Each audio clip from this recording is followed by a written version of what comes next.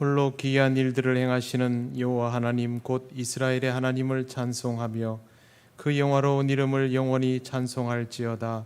온 땅에 그의 영광이 충만할지어다. 아멘. 찬송가 28장 하나님께 찬양드립니다.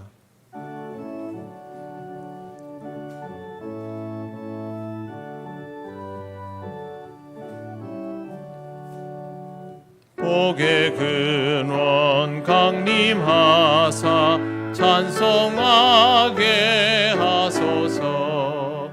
한량없이 자비하심 증량할 길 없도다. 천사들의 찬송가를 내게 가르치소서. 구속하신 그 사랑을 항상 찬송합니다. 주의 크신 도움받아 이때까지 왔으니 이와 같이 천국에도 이르기를 바라네.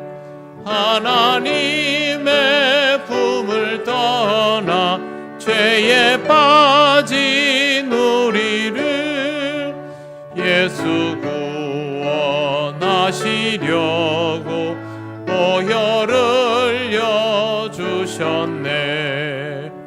주의 귀한 은혜 받고 일생 비친 자 되네.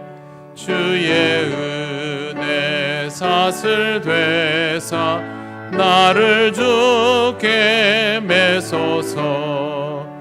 우리 마음은 연약하여 범죄하기 쉬우니 하나님이 받으시고 천국인을 치소서. 아멘. 성시교독 137번입니다.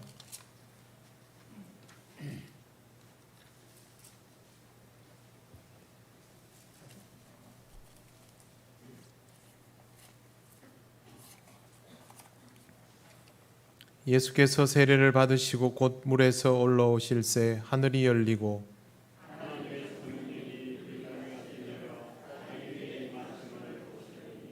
하늘로부터 소리가 있어 말씀하시되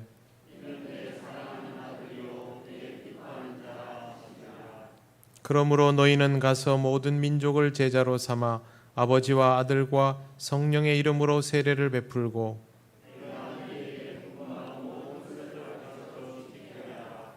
볼지어다 내가 세상 끝날까지 너희와 항상 함께 있으리라 하시니라.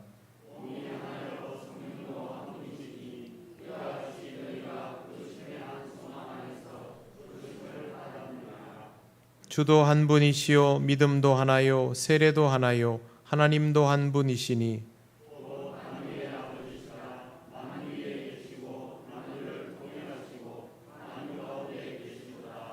아멘. 나는 전능하신 아버지 하나님 천지의 창조주를 믿습니다. 나는 그의 유일하신 아들 우리 주 예수 그리스도를 믿습니다. 그는 성령으로 잉태되어 동정녀 마리아에게서 나시고 본디오 빌라도에게 고난을 받아 십자가에 못 박혀 죽으시고 장사된 지 사흘 만에 죽은 자 가운데서 다시 살아나셨으며 하늘에 오르시어 전능하신 아버지 하나님 우편에 앉아 계시다가 거기로부터 살아있는 자와 죽은 자를 심판하러 오십니다. 나는 성령을 믿으며 거룩한 공교회와 성도의 교제와 죄를 용서받는 것과 몸의 부활과 영생을 믿습니다. 아멘. 찬송가 379장 하나님께 찬양드립니다.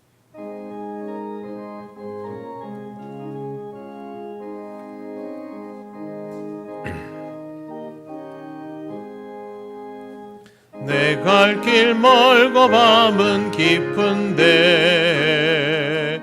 비 되신 주 저 본향 집을 향해 가는 길 비추소서. 내 가는 길 다 알지 못하나 한 걸음씩 늘 인도하소서. 이전에 방탕하게 지낼 때 교만하여 맘대로 고집하던 이 죄인 사하소서.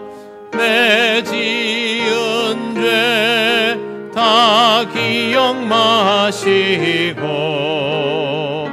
주 뜻대로 늘 주장하소서. 이전에 나를 인도하신 주 장래에도 내 앞에 험산 줄령 만날 때 도우소서. 밤 지나고 저 밝은 아침에 기쁨으로 내 주를 만나리.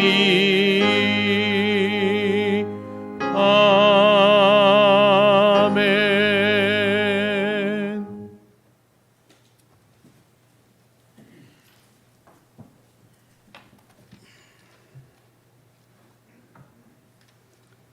만유의 주제이신 하나님 아버지, 싱그러운 녹음이 짙어가는 5월 가정의 달을 선물로 주시고 우리를 향한 하나님의 한없는 사랑과 은혜로 하나님을 경외할 작은 천국 가정을 이루게 하심을 감사드립니다.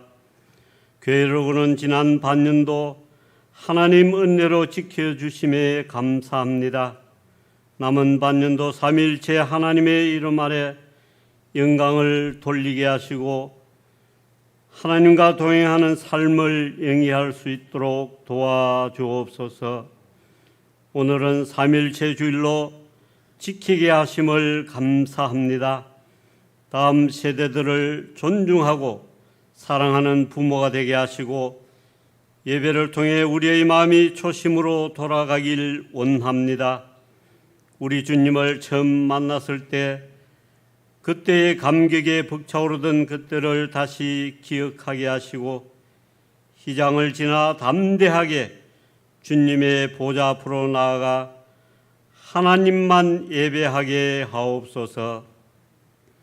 지금 우리는 어려운 시기를 긴 터널을 지나고 있습니다.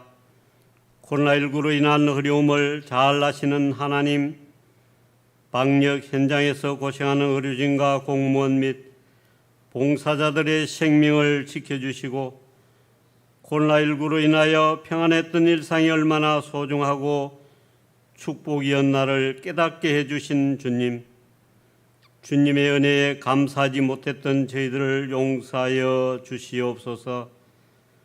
우리 한국교회가 더욱 침체되고 성도들의 믿음이 나약해지는 이때 사회의 환경을 탓하기보다는 먼저 나 자신부터 자복하고 회개하게 하옵소서. 이 시간도 육신의 질고와 병마로 인하여 가정과 병원에서 치료하며 기도하는 한우와 연로하신 분들의 건강을 지켜주소서. 사랑하는 청년들 군문으로 학업으로 취업으로 타지로 나간 젊은이들 기억하시고 오가는 소식이 좋은 소식이 있게 하옵소서. 하나님의 땅 한반도를 궁휼히 여겨 주소서. 평화가 주님 손에 달려 있습니다. 하나님의 통치가 한반도에 가득하길 기도합니다. 한반도의 주변 열강들도 하나님의 평화 정책에 잘 순종하게 하옵소서. 이 시간 말씀을 전해주실 목사님을 능력의 팔로 붙들어 주시고 독수리가 날개치며 올라감 같은 새 힘을 공급해 주셔서 말씀을 선포하실 때 피곤치 않게 하시고 예배를 돕는 종들에게 지혜와 명철을 주시고 또 말씀을 듣는 우리는 열린 가슴으로 받게 하시고 마음에 잘 새겨 한 주간을 살아가는데 필요한 영의 양식으로 삼게 하옵소서. 예배를 기뻐 받으시는 예수님의 이름으로 감사 기도 올려옵나이다. 아멘.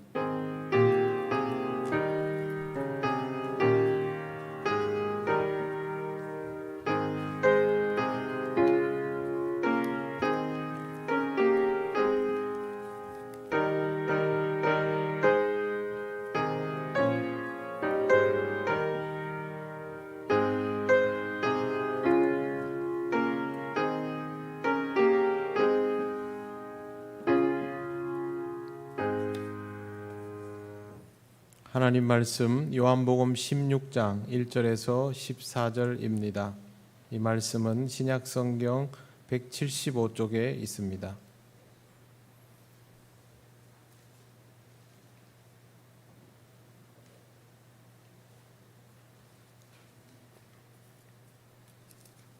요한복음 16장 1절에서 14절 말씀을 봉독합니다. 내가 이것을 너희에게 이름은 너희로 실족하지 않게 하려 함이니 사람들이 너희를 출교할 뿐 아니라 때가 이르면 무릇 너희를 죽이는 자가 생각하기를 이것이 하나님을 섬기는 일이라 하리라. 그들이 이런 일을 할 것은 아버지와 나를 알지 못함이라. 오직 너희에게 이 말을 한 것은 너희로 그 때를 당하면 내가 너희에게 말한 이것을 기억나게 하려 함이요 처음부터 이 말을 하지 아니한 것은 내가 너희와 함께 있었음이라. 지금 내가 나를 보내신 이에게로 가는데 너희 중에서 나더러 어디로 가는지 묻는 자가 없고 도리어 내가 이 말을 함으로 너희 마음에 근심이 가득하였도다. 그러나 내가 너희에게 실상을 말하노니 내가 떠나가는 것이 너희에게 유익이라. 내가 떠나가지 아니하면 보혜사가 너희에게로 오시지 아니할 것이요 가면 내가 그를 너희에게로 보내리니 그가 와서 죄에 대하여 의에 대하여 심판에 대하여 세상을 책망하시리라. 죄에 대하여라 함은 그들이 나를 믿지 아니하며 의에 대하여라 함은 내가 아버지께로 가니 너희가 다시 나를 보지 못하며 심판에 대하여라 함은 이 세상 임금이 심판을 받았음이라. 내가 아직도 너희에게 이를 것이 많으나 지금은 너희가 감당하지 못하리라. 그러나 진리의 성령이 오시면 그가 너희를 모든 진리 가운데로 인도하시리니 그가 스스로 말하지 않고 오직 들은 것을 말하며 장래 일을 너희에게 알리시리라. 그가 내 영광을 나타내리니 내 것을 가지고 너희에게 알리시겠음이라. 아멘. 기도드리겠습니다. 하나님 감사합니다. 이 시간 하나님께서 우리에게 주시는 말씀을 나눕니다. 전하고 듣는 우리 모두에게 성령의 역사하심이 있어 잘 깨닫고 은혜 누리게 하옵소서. 예수님 이름으로 기도드립니다. 아멘.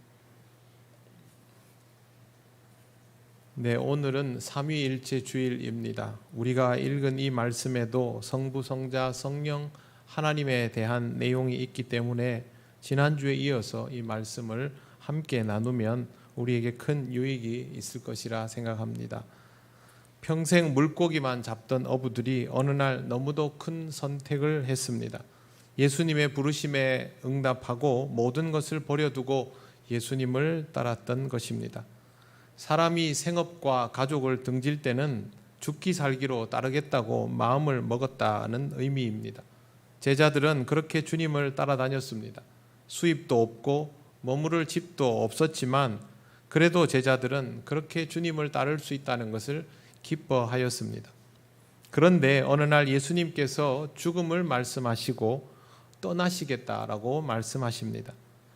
요한복음 14장 12절에 내가 진실로 진실로 너희에게 이르노니 나를 믿는 자는 내가 하는 일을 그도 할 것이요 또한 그보다 큰 일도 하리니 이는 내가 아버지께로 감이라. 이렇게 기록되어 있습니다. 나를 믿는 자는 내가 하는 일을 그도 할 것이요 또한 그보다 큰 일도 하리니 엄청난 일이죠. 그런데 이것보다는 예수님께서 아버지께로 가신다라는 말씀을 하신 것이 제자들에게는 충격으로 다가왔습니다. 모든 것을 버리고 주를 따랐는데 주님이 떠난다고 하시면 제자들은 집으로 돌아갈 수도 없고 정말 큰 문제가 아닐 수 없는 것이죠. 제자들은 낙심하였습니다. 이런 제자들을 위하여 예수님은 아주 긴 이야기를 하셨고 오늘 우리가 읽은 16장 1절도 그 연장에 있습니다. 1절 내가 이것을 너희에게 이름은 너희로 실족하지 않게 하려 함이니. 예수님은 제자들을 실족시킬 마음이 전혀 없었습니다만 제자들은 예수님께서 말씀하시는 새로운 상황 자체만으로도 이미 두려워하며 실족하게 되었습니다. 그래서 예수님이 의도를 알려주시는 것입니다. 예수님은 제자들에게 여러 가지를 말씀하여 주셨고 보혜사 성령님에 대하여서도 미리 말씀해 주셨습니다. 요한복음 14장 25절을 보면 이렇게 되어 있습니다. 내가 아직 너와 함께 있어서 이 말을 너희에게 하였거니와 보혜사 곧 아버지께서 내 이름으로 보내실 성령 그가 너희에게 모든 것을 가르치고 내가 너희에게 말한 모든 것을 생각나게 하리라. 보혜사 성령께서 무슨 일을 하는지를 알려주신 부분입니다. 보혜사라는 말은 풀이하면 보호하여 돕는 분이라는 뜻입니다. 하나님을 믿는 자를 보호하고 돕는 분, 하나님을 믿는 자를 인도하시는 분이 보혜사입니다. 좋은 분이 오신다라는 말이죠. 그런데 문제는 제자들에게 이 말이 들리지 않는다는 것입니다. 그냥 예수님께서 떠나신다는 사실이 절망적일 뿐입니다. 생각지도 않았고 준비도 당연히 되어 있지 않습니다. 하나님은 아무것도 모르는 이스라엘 백성을 이집트에서 끌고 나오셨습니다. 그리고 광야에서 주야로 함께 계셨습니다. 이스라엘은 하나님을 직접 볼 수 없었지만 구름 기둥과 불 기둥을 통하여 만나와 메추라기를 통하여 하나님이 함께 하심을 알 수 있었습니다. 하나님이 날마다 이렇게 역사해 주셨는데 가나안에 들어가시면서 태도가 달라지셨습니다. 만나와 메추라기는 더 이상 없었고 구름 기둥과 불 기둥도 사라졌습니다. 그래도 보지 못해도 하나님이 늘 함께 하신다는 것을 직접 경험할 시각적인 무언가가 있었는데 그런 것들이 없어진 것입니다. 이스라엘은 잘 적응하지 못했습니다. 지금 제자들이 경험하고 있는 당혹스러움도 이와 비슷합니다.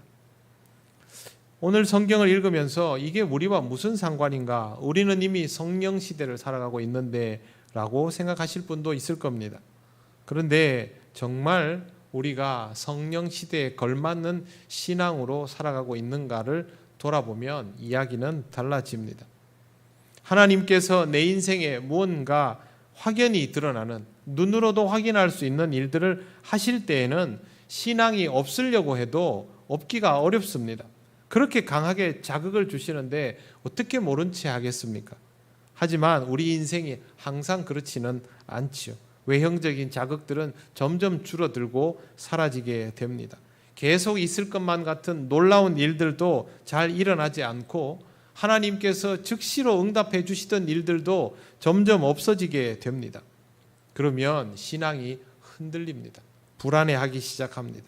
하나님의 응답이 없다는 생각에 불안해할 때의 느낌, 바로 주님이 제자들을 떠나신다 할 때의 그 느낌입니다. 신앙생활을 하다 보면 하나님이 함께 계신다는 것을 확신하기 어려울 때가 옵니다. 하나님의 인도와 보호를 받지 못한다고 느낄 때가 옵니다. 실족하기 딱 좋은 상황이죠. 바로 그때가 신앙적 성장통이 시작되는 순간입니다. 예수님은 이런 상황을 경험하게 될 제자들을 위하여 미리 이별 연습을 시키신 겁니다. 앞으로 상황이 어려워질 테니 마음 단단히 먹어라. 오늘 제가 길게 읽은 요한복음 16장 1절에서부터 이어진 내용이 그겁니다. 앞으로 상황이 어려워질 테니 마음 단단히 먹어라. 하나님을 제대로 알지 못하는 사람들이 너희를 출교시킬 뿐만 아니라 죽일 텐데, 그러면서도 그 사람들은 하나님의 일을 한다고 생각할 것이다. 왜 미리 말씀하시겠습니까? 나중에 그 순간이 되면 이게 무슨 일이지? 하나님이 어떻게 우리를 보호하시지 않지? 그렇게 받아들이지 말고, 아, 예수님께서 옛날에 하셨던 말씀이 이 얘기였구나. 그러면 그때 들은 기억대로 잘 대처해야지. 그렇게 하라고 지금 알려주시는 것입니다. 그런데 이러한 것들은 주님이 지금 제자들과 함께 있기 때문에 알려주실 수 있는 겁니다. 4절에 보시면 처음부터 이 말을 하지 아니한 것은 내가 너희와 함께 있었음이라, 그렇게 되어 있습니다. 지금까지는 같이 있으니까 이런 말을 해줄 필요가 없고, 지금 이 말을 하는 이유는 이제 곧 헤어질 것이다 라는 뜻입니다. 제자들에게 여러 번 이와 같은 내용들을 말씀하여 주셨지만 제자들은 개념이 없었고 지금은 정신이 없어서 받아들이지를 못합니다. 예수님이 이제부터 아버지께로 간다 그러면 당연히 나올 법한 질문이, 그럼 어디로 가시는 겁니까? 라고 물을 법도 한데 제자들은 그걸 물을 경황도 없습니다. 그때 예수님은 말씀하십니다. 5절 6절을 보십시오. 지금 내가 나를 보내신 이에게로 가는데 너희 중에서 나더러 어디로 가는지 묻는 자가 없고, 도리어 내가 이 말을 함으로 너희 마음에 근심이 가득하였도다. 근심이 가득한 게 당연하죠. 우리도 하나님께서 직접 끌어주시는 맛을 본 다음에 어느 순간부터 하나님이 직접 끌어주시지 않으면 당황하고 근심이 가득해집니다. 충분히 이해합니다. 그런데 이런 제자들을 놔두고 예수님은 왜 굳이 떠나려 하시는 걸까요?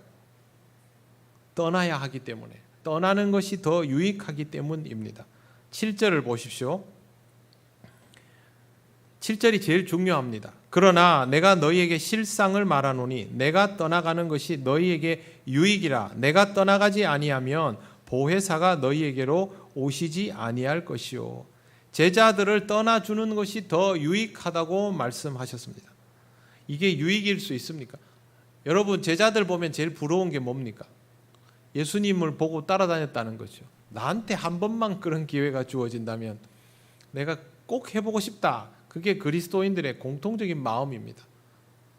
그런데 왜 떠나는 게 더 낫다고 하실까요? 이 말은 이렇게도 받아들일 수 있습니다. 여러분에게 하나님의 직접적인 역사가 있는 것과 없는 것 중에 없는 것이 더 유익하다라고 말하는 것입니다. 여러분이 길을 모를 때 하나님께서 그 길을 갈 수 있도록 구체적으로 길을 보여주시는 것과 아예 보여주시지 않는 것이 있는데 보여주시지 않는 것이 더 유익하다, 이렇게 말씀하시는 겁니다. 왜 이것이 유익할까? 보혜사 성령이 오셔야 그 일이 되기 때문입니다. 그래도 궁금합니다. 도대체 뭐가 그렇게 유익할까? 여기에 대한 단서가 13절에 있습니다. 13절 보시면 그러나 진리의 성령이 오시면 그가 너희를 모든 진리 가운데로 인도하시리니 그가 스스로 말하지 않고 오직 들은 것을 말하며 장래 일을 너희에게 알리시리라. 여기에 성령께서 하시는 일 두 가지가 나옵니다. 첫째는 진리 가운데로 인도하시는 것입니다. 인도한다는 말은 안내한다, 가르친다는 말도 되는데 예수님이 제자들한테 이미 그렇게 하셨지 않습니까? 그런데 예수님께서 제자들을 데리고 하시는 방법과 성령께서 하시는 방법은 다를 수밖에 없습니다. 예수님은 육체로 오셨기 때문에 제자들 앞에서 직접 말씀하시고 직접 보여주시고 그렇게 하시는 거죠. 그러면 제자들은 감각으로 반응을 합니다. 보면서 확인할 수 있습니다. 여기에 내 안에 내면적인 어떤 것들이 필요하지 않습니다.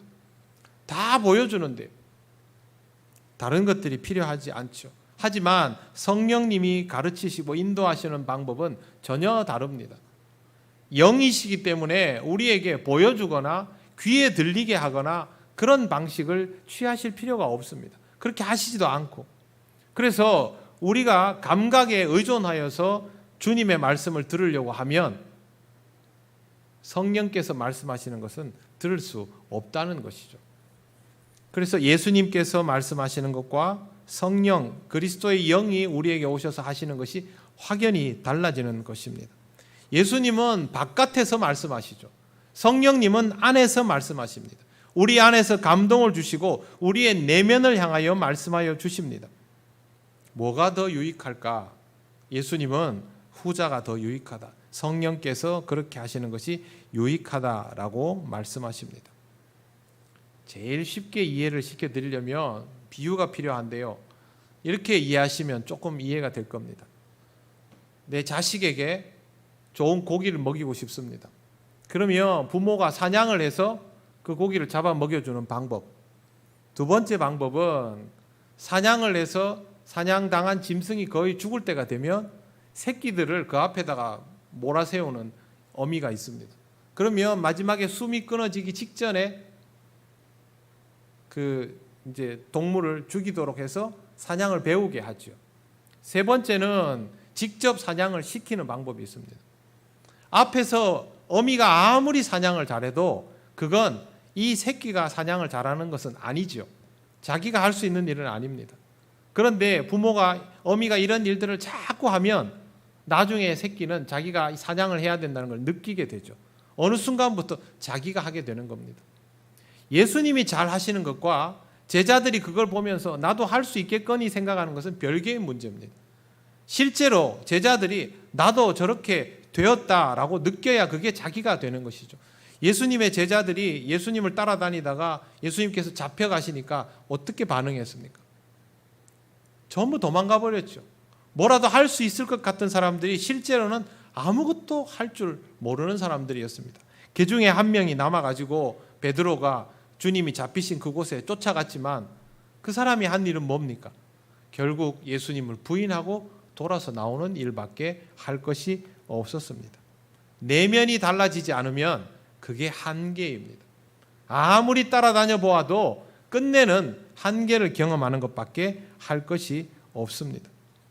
주님이 말씀하여 주시면 그때 고개만 끄덕이고 귀에만 들리는 것이 아니라 성령이 말씀하여 주시면 내 안에 들어와서 자리하시기 때문에 누가 말해주지 않더라도 그 다음부터는 자발적으로 반응할 수 있는 단계로 성장하게 되기 때문에, 내가 되기 때문에 주님이 하시면 반응하는 것이 아니라 내가 이제 직접 반응하기 때문에 주께서 가르치시는 것보다 주께서 영으로 내 안에 오셔서 역사하시는 것이 나한테 훨씬 유익인 거죠. 이걸 깨닫지 못하면 우리의 삶 속에 성령이 역사하셔서 나를 더 유익하게 한다는 말의 의미를 알 수가 없습니다. 당연히 성령 임재에 대한 이해도 똑바로 못하게 되죠. 자라나는 것도 안 됩니다. 왜 우리 신앙이 자라나지 않을까? 항상 그 수준에, 예수님을 쫓아다니던 제자들의 수준에 머물러 있기 때문에 신앙이 자라나지 않는 것입니다. 성령 받은 제자들의 모습은 어떻게 달라졌습니까? 사도행전에 보면 그들은 마치 예수님처럼 담대하게 하나님 나라를 선포하고 기적과 능력을 드러내고 어려운 상황에서도 복음 전하는 일을 멈추지 않았습니다. 그런데 여러분, 예수님이 그때 옆에 계셨습니까?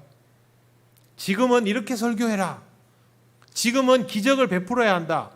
지금은 어려워도 복음을 전해야 한다. 누가 옆에서 얘기해 줬습니까? 아무도 얘기해 주는 사람 없습니다. 그런데 그들은 마치 예수님께서 옆에서 얘기하시는 것처럼 그 이상의 효과를 드러내면서 자기들이 알아서 복음을 전하고 기적과 능력을 행하고 그렇게 했던 것이죠. 성령이 내주하시면 일어나는 일입니다. 옛날 제자들의 모습과 성령께서 함께 하셔서 변화된 제자들의 모습의 차이를 보시면 성령이 오시는 것이 더 유익하다라고 예수님께서 말씀하시는 것을 쉽게 이해할 수 있습니다. 두 번째, 장래의 일을 알려주시는 것입니다. 이것도 마찬가지입니다. 제자들은 한 치 앞도 못 보는 인생이었습니다. 예수님께서 순환 예고를 하실 때 제자들이 했던 건 뭐냐 하면요, 서열 논쟁이었습니다. 그 다음을 생각한 거죠. 예수님이 순환을 예고하시고 뭐 죽으시든 말든 나는 하나님 나라 이루어지면 한 자리 할 거다, 그 생각만 했던 것이죠. 하지만 성령께서 내주하시면서 그들의 삶은 달라졌습니다. 현재의 어려움에도 흔들리지 않고 소망을 가지고 살아갈 수 있게 됐습니다. 장래의 일이 어떤 의미인지를 알게 되었기 때문이죠. 박해를 통하여 흩어진 상황에서도 성령 인도하시는 대로 복음을 전할 수 있었던 것은 장래의 일에 대해서 모르고서는 불가능한 일입니다. 성령님은 우리로 하여금 하나님의 말씀을 깨닫게 하여서 오늘 속에서도 내일을 알도록 역사해 주십니다. 간혹 사람들이 이 부분에 대해서 성령께서 어느 날 갑자기 막 말을 해주셔가지고 알게 해주시고 이런 쪽으로 생각을 하는데 예수님은 그렇게 말씀하시지 않았습니다. 성경에 기록되어 있는 것처럼 성령님은 이미 있는 것을 말씀하시는 분입니다. 그러니 성경을 통하여 말씀하시는 것이고 성경에 대하여 말씀하시는 것이죠. 13절 14절을 보십시오. 13절 하반절, 그가 스스로 말하지 않고 오직 들은 것을 말하며 장래 일을 너희에게 알리시리라. 그가 내 영광을 나타내리니 내 것을 가지고 너희에게 알리시겠습니다. 성령님은 예수 그리스도와 다른 것을 말하지 않습니다. 그리스도의 영이기 때문이죠. 요한복음 15장 21절에도 하나님의 영, 그리스도의 영이라는 표현을 예수님이 분명히 사용하십니다. 그러니 우리가 성령의 말씀을 듣고 따른다고 해서 그리스도께서 알려주신 것과는 다른 뭔가 새로운 걸 하는 것이 아니라 이 땅에 오신 예수 그리스도께서 늘 말씀하시던 그대로의 것을 다시 듣는데 내면에서부터 듣고 깨달아지는 은혜가 있다는 거죠. 그 차이를 알아야 합니다. 이 말씀이 내 귀에 들리는 것이 아니라 내 안에 들리고 내 안에 자리 잡게 되는 상황이라고 말씀드릴 수 있습니다. 이제는 주님이 하시면 내가 따르는 것이 아니라 내가 하기 때문에 내 안에 계신 영이신 그리스도를 드러내는 것이죠.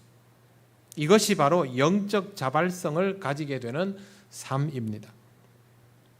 인생에 있어서 홀로서기가 매우 중요하다는 것을 알지만 자식을 홀로서기 시키는 것은 절대 쉽지가 않습니다. 홀로서기를 시켜보려고 해도 자식은 자꾸만 부모를 의지하려고 듭니다. 부모가 견고하고 훌륭할수록 놀랍게도 자식은 상대적으로 그만큼 취약합니다. 부모는 압니다. 결국 내가 떠나면 내 자식이 혼자 서야 하는데, 그렇다면 지금 연습을 해야 하는데, 부모가 곁에 있어도 없는 것처럼 먼저 그렇게 연습하며 살아보아야 나중에 제대로 홀로 설 수 있죠. 이걸 잘 알고 있는 부모는 더 늦기 전에 자식에게 홀로 서기의 상황을 알려주고 연습하도록 만듭니다. 지혜로운 자식은 부모의 마음을 헤아리며 스스로 하나의 성숙한 인격이 되죠. 그래서 이 자식은 부모가 세상을 떠나기 전에 부모를 살필 줄 아는 인격체가 되는 것이죠. 신앙생활에도 이와 똑같은 구조가 있습니다. 저는 성령님의 임재를 신앙적 홀로서기라고 정의합니다. 교회만 벗어나도 하나님의 품을 떠난 듯 불안해하는 상태, 응답이 없으면 의심부터 하는 상태, 내가 원하는 것이 이루어져야 응답이라고 생각하는 상태, 누군가가 지적하고 자극을 해 주어야 신앙의 불이 꺼지지 않는 이런 상태는 영적 자발성이 없는 상태이죠. 여러분 교회에 나오다가 결석 이렇게 하면요, 제가 전화를 합니다. 전화를 하면 또 나옵니다. 전화해서 나올 거면 그냥 계속 다니면 되지 왜 결석을 합니까? 그렇게 수동적으로 신앙생활을 하면요, 그 신앙생활은 여러분들에게 하나도 유익이 안 생깁니다. 스스로 교회 나오지 못하는 상태인 것을 안타까워해야죠. 저를 위해서 교회 나오는 거 아니잖아요. 우리 교회를 위해서 교회 나와주는 거 아니잖아요. 여러분 자신의 생명을 위해서 나오는 거 아닙니까? 하나님을 사랑하기 때문에 나오는 거죠. 그러면 스스로 반응할 수 있을 때까지 성장하려고 애를 써야 합니다. 근데 이런 것들이 안 되는 상태, 기도했는데 응답이 없으면 하나님이 나를 사랑하시지 않나, 이 상태에서는 우리의 신앙은 하나도 얻을 유익이 없습니다. 처음에는 그렇게 시작하지요. 계속 그러면 안 됩니다. 이때 성령께서 오셔서 내주하시는 것이고, 우리는 성령님의 임재를 통하여 그 단계에서 더 자라나게 되는 것이죠. 성령의 임재를 통하여 성장하면 이렇게 됩니다. 교회를 다닐 때 당연히 좋죠. 교회를 벗어나도 하나님은 여전히 나와 함께 계시고, 내가 읽고 있던 성경책 속에서 하나님이 말씀하시지만 이 성경을 덮어도 하나님은 여전히 나에게 말씀하여 주시고, 기도하고 있을 때 하나님은 나와 교제하여 주시지만 내가 눈을 뜨고 생활 속에 있을 때도 기도는 계속 이어지는 것이죠. 이게 성령님의 임재를 통하여 우리가 경험하게 되는 삶입니다. 불이 켜지고 꺼지고 하는 상황이 구별되어 있던 사람이 그게 없어지는 것이죠. 얼마나 삶이 견고해집니까? 내 안에 계시는 성령님에게 반응하다 보면 이전과는 다른 새로운 방식의 생활을 느끼게 됩니다. 내 마음을 성령님이 아시고 성령님의 마음을 내가 헤아려 나가기 시작하면서 동행이 이루어지는 것입니다. 동행은 시간이 지날수록 자연스러워집니다. 성령님과 어쩌다 한번 합이 맞는 그런 정도가 아니라 내 삶 전반이 성령님과 자연스럽게 일치되는 상황이 되면 그게 바로 평안한 것입니다. 다른 사람들은 이런 모습을 통하여 그 사람에게 성령의 충만함이 있음을 알게 되는 것이고, 그리스도의 일을 잘할 수 있게 되는 것은 당연한 일입니다. 세상에는 어려운 일들이 참 많죠. 요즘같이 변수가 많을 때는 더더욱 그렇습니다. 그런데 여러분, 똑같은 상황을 살아가고 있는데 어쩌면 더 힘든 상황 속에 놓여 있는데 누군가는 조금도 동요하지 않고 평안을 유지하며 살아가는 사람들이 있습니다. 그 힘이 신앙에서부터 비롯되었음을 본다면 그 사람은 틀림없이 성령이 내주하시는 사람이죠. 그 사람을 보면서 사람들이 뭘 생각하겠습니까? 성령님이 저렇게 역사하시는구나. 그렇지 않겠습니까? 바로 그런 의미입니다. 예수님을 따라다니면 시야에 의존되고 상황에 영향을 받지만 내 안에 들어오신 성령님을 받아들이는 것은 외부적 환경에 영향을 받지 않습니다. 비바람이 치고 폭풍우가 치면 밖에 있으면 이 비를 다 맞아야 되고 이 바람을 다 맞아야 됩니다. 그런데 여러분, 집에 들어가면 어떻습니까? 비가 오든지 폭풍이 치든지 알 게 뭡니까? 나는 괜찮습니다. 집안에서는 상관없지 않습니까? 우리 가족들끼리 만나는 데는 아무 문제 없지 않습니까? 내면적으로 연결된 것을 막을 장치가 없는 것이죠. 성령이 내 안에 오시면, 내가 성령님을 받아들이면 그런 상태가 됩니다. 외부적인 환경에 영향받지 않는 상태. 제자들의 변한 모습도 그것 때문에 가능했던 것이죠. 얼마나 좋습니까? 여기에서부터 영적 자발성이 생기는 것입니다. 누가 교회 나가라 하고 해야 나오고, 교회 갈 때가 되지 않았니? 라고 말해야 교회 가야 되는구나 라는 생각을 하는 것이 아니라 그냥 당연히 교회 가고 예배 드리고 기도하고 말씀 보고 이게 익숙해지는 것입니다. 제가 여러분들에게 교회 나와야 됩니다 이런 얘기를 합니까? 신앙적으로 반응하십시오. 그게 제가 여러분들에게 말씀드린 전부입니다. 우리 교회 새벽기도 열심히 하시는 분들 많습니다. 한 번도 새벽기도 빠지지 마십시오라는 말 해본 적 없습니다. 알아서 나옵니다. 비바람이 치고 폭풍우가 치면 저도 모르게 그런 생각합니다. 야, 이 날씨에는 연세 드신 분들은 좀 안 나오시면 좋겠다. 새벽에 먼저 와가지고 앉아 계십니다. 왜 그것이 좋은지를 아는 것이죠. 이 시간에 여러분 여기 와서 왜 예배를 드립니까? 여러분에게 무엇이 유익한지를 알기 때문에 그런 거 아닙니까? 성령께서 우리의 마음에 자리를 잡으면 잡을수록 이게 저절로 되는 것이죠. 착한 마음을 가져라, 착하게 살아라. 그때마다 이렇게 자극을 줘야 착해지는 게 아니라 착한 마음을 가지고 살아야 하는 것이 당연한 것임을 알게 해주시면 그게 점점 익숙해져 가는 것이죠. 다른 사람을 이해하고 배려하는 사람이 되라고 처음에는 얘기해 줘야 되지만 성령께서 주인이 되시면 그게 자동이 됩니다. 얼마나 의미 있는 삶입니까? 항상 옆에서 누가 얘기해 줘야 뭘 할 수 있는 사람은 끝내는 그것을 못합니다. 그러나 스스로 그것을 받아들이게 되면 가능해지는 것이죠. 그런데 여러분, 신앙이 좋은 사람에게는 성령이 임하면 아이고 이렇게 기쁘고 좋을 수 있나 하지만, 신앙이 없는 사람에게 성령이 임하면 어떻게 됩니까? 그때부터 내 인생은 끝나는 것이죠. 내 마음대로 할 수 있는 거 하나도 없어집니다. 깝깝해서 못 견딜 겁니다. 그래서 성령님은 그냥 임하시지 않습니다. 우리에게 좋은 자극을 주시고 외부적인 자극을 통해서 성령님이 어떤 일을 하시는지를 깨닫게 한 다음에 성장통을 겪을 때 이렇게 역사해 주시고, 우리는 그 절박함 때문에 사모하는 마음을 가지고 성령을 저항 없이 받아들일 수 있게 되는 겁니다. 그 다음부터 성령께서 내 마음의 주인이 되시면 교회 가는 게 좋은 줄 알고, 착하게 사는 게 좋은 줄 알고, 신앙적으로 행동하는 게 좋은 줄 알고, 이게 자연스러워지는 것이죠. 이런 영역이 넓어지면 넓어질수록 성령의 사람다워지는 것이고, 더 성령의 사람다워지는 모습을 보면 사람들이 그 사람을 딱 보면 저 사람은 예수님처럼 사네, 그렇게 되는 겁니다. 여러분 주변에도 이런 사람들이 있을 겁니다. 여러분이 그런 사람일 수도 있고, 여러분이 그런 사람이면 정말 좋겠습니다. 우리는 서로에게 그런 사람이어야 하니까요. 이런 사람을 보면 영이신 그리스도가 함께하는 것이 확연하게 느껴집니다. 눈으로 보이는 건 하나도 없죠. 그냥 그 사람이 행동하는 거죠. 그냥 그 사람이 교회 잘 다니고, 그냥 그 사람이 다른 사람들을 위해서 기도 많이 해주고, 그냥 그 사람이 이해심과 배려심이 많고, 그런 것밖에 없죠. 그런데 그 모습을 보면 그리스도께서 역사하시는 것이 느껴지지 않습니까?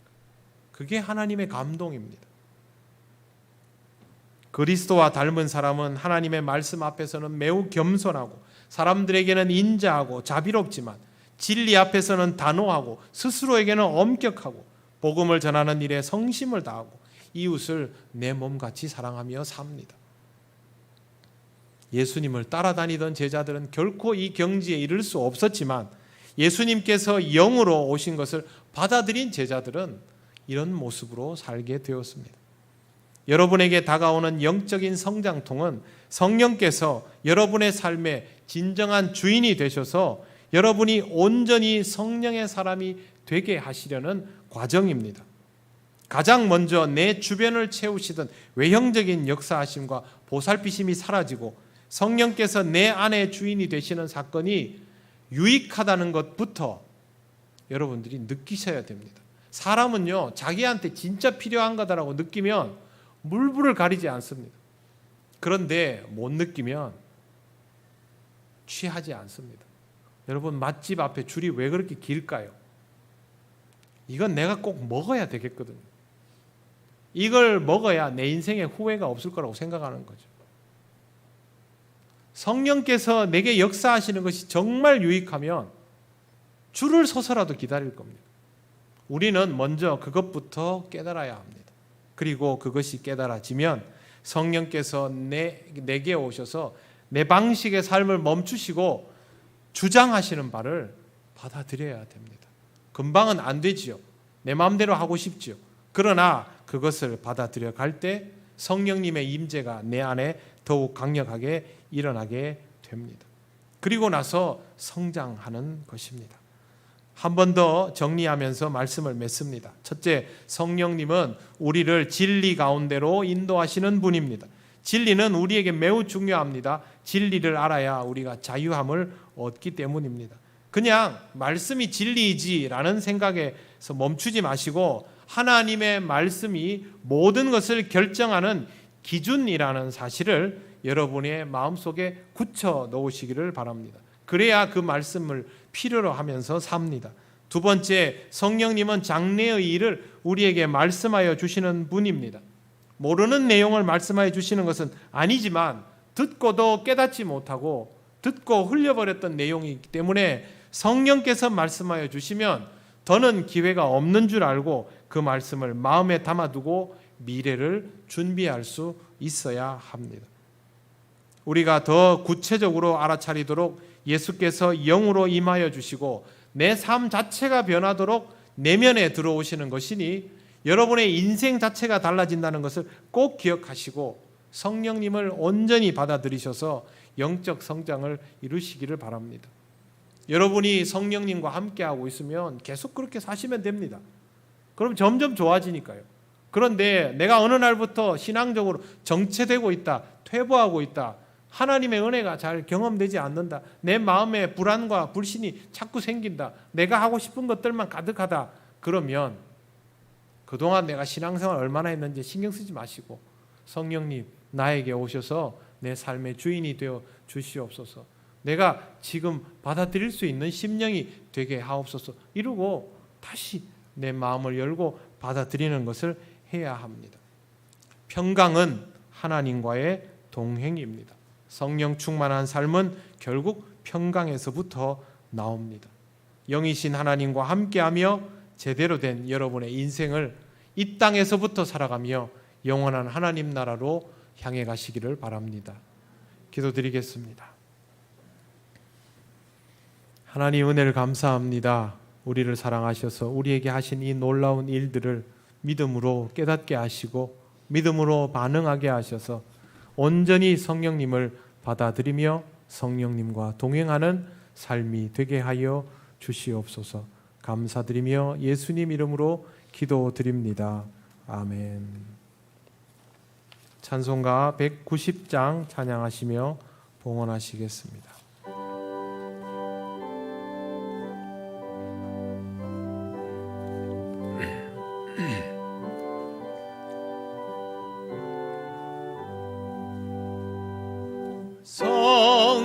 성령이여 강림하사 나를 감화하시고 애통하며 회개한 마음 충만하게 하소서. 예수여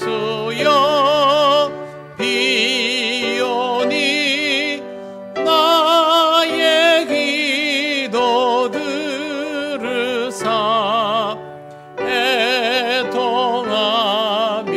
회개한 마음 충만하게 하소서. 성령이여 강림하사 그 신권 주소서. 원하옵고 원하오니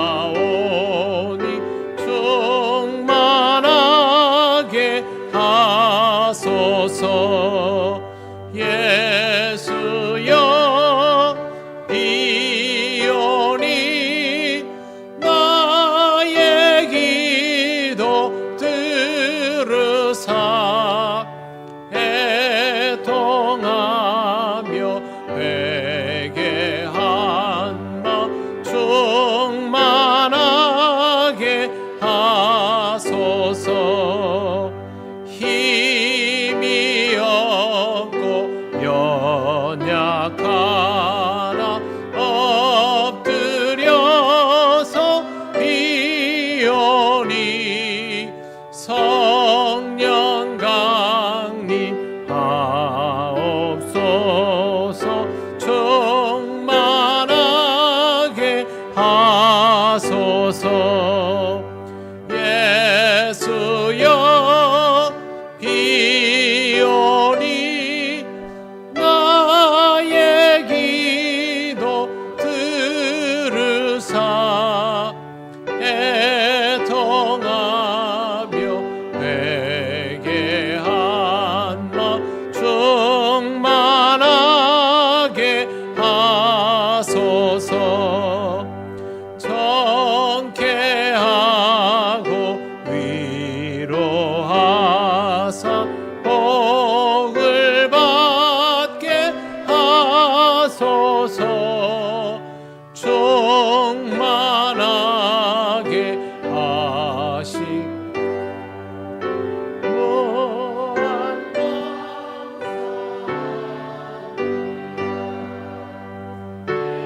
예수여 비오니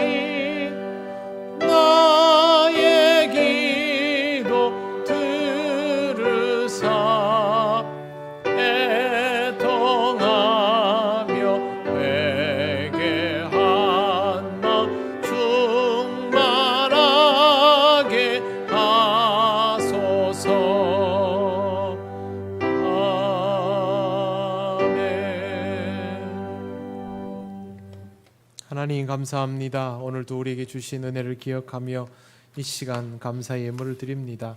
언제나 드릴 수 있음에 우리에게 기쁨이 충만하게 하시니 이 또한 감사합니다. 드려진 예물은 하나님 나라와 영광을 위하여 쓰여지게 하시옵소서. 다음 한 주간도 우리 모든 성도들의 삶을 지켜주시기를 원합니다. 물질을 사용할 때마다 주의 은혜임을 잊지 않게 하시고 주께 영광을 돌리며 지혜롭게 사용하게 하옵소서. 예수님 이름으로 기도드립니다. 아멘.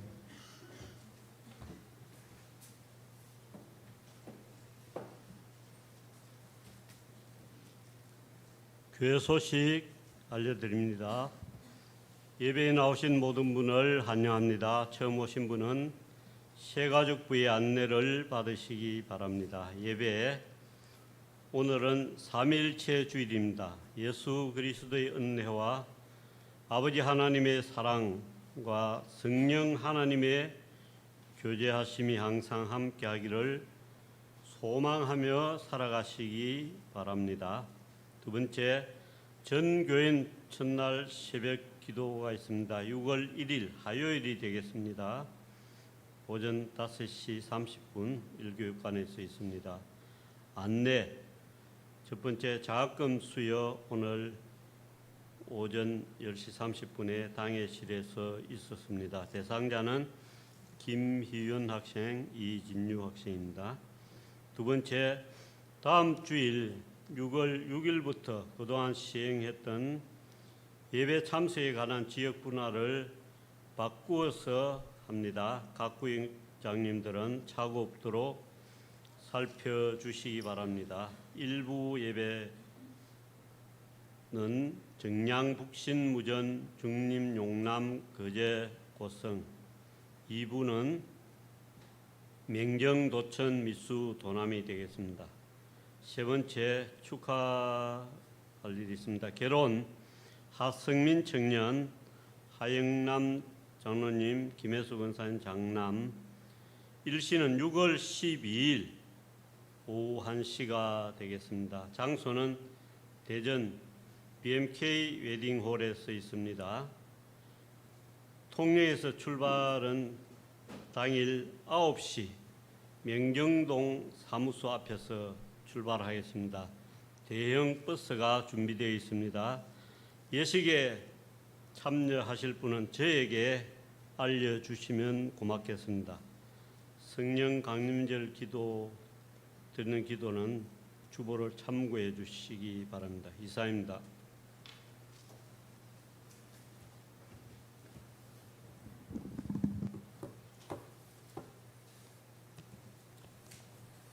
네, 지난주에 말씀드린 것처럼 성령 강림 절기를 지나고 있습니다. 성령 하나님의 임재를 새로운 마음으로 기다리는 심령이 되게 하소서. 성령님의 인도하심을 따르는 것이 기쁨과 평안이 되게 하소서. 코로나19의 상황에서도 성령 안에서 하나 되게 하신 것을 힘써 지키는 교회가 되게 하소서. 말씀 묵상과 기도 생활을 통해 더욱 신령한 삶을 살아가게 하옵소서. 이 제목을 여러분 생각날 때마다 기도하시고 또 결국 여러분에게 유익입니다. 이웃을 위해서도 많이 기도해 주시기를 바랍니다. 이제 자리에서 일어나셔서 예배드린 분들과 인사 나누시겠습니다.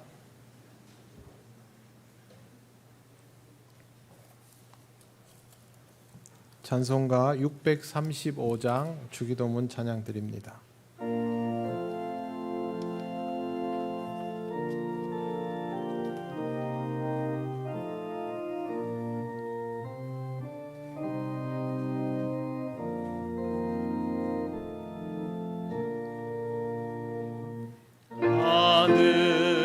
하늘에 계신 아버지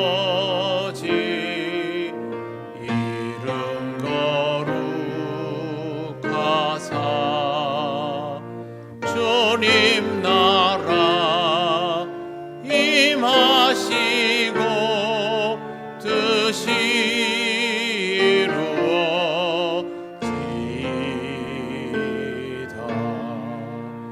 일용할 양식 주시옵소서.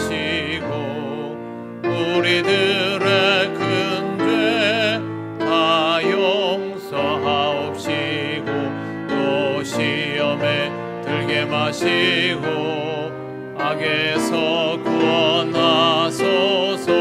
대개 주의 나라 주의 권세 주의 영광 영원히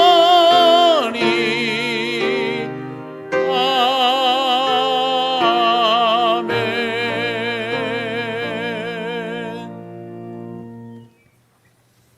우리 주 예수 그리스도의 크신 은혜와 하나님 아버지의 놀라우신 사랑과 성령님의 교통하시고 인도하여 주심이 성령님의 내주하심을 기쁘게 받아들이며 그리스도의 삶을 살아가기를 원하는 이 시간 예배하는 권속들 위에 영원토록 함께 하시기를 간절히 축원하옵나이다.